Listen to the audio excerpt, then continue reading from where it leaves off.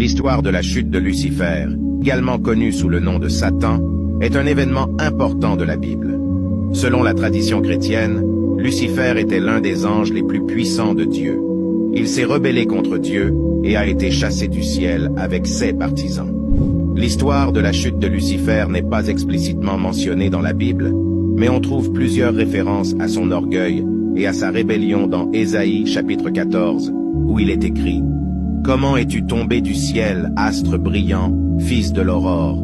Te voilà abattu par terre, toi qui terrassais les nations.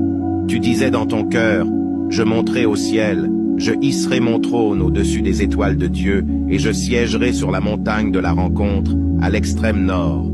Je monterai au sommet des nuages, je ressemblerai au Très-Haut. » L'orgueil de Lucifer et son désir de puissance l'ont conduit à se rebeller contre Dieu, et il a convaincu un tiers des anges de se joindre à lui dans sa rébellion.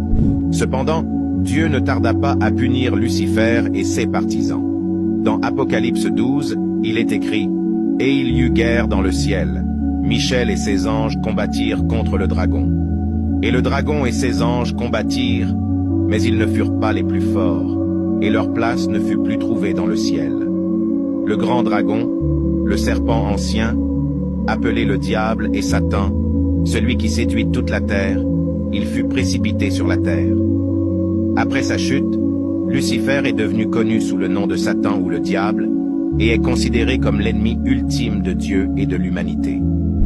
L'histoire de la chute de Lucifer sert d'avertissement contre l'orgueil et la rébellion et souligne l'importance de rester fidèle à Dieu. Ceci est la fin de cet épisode.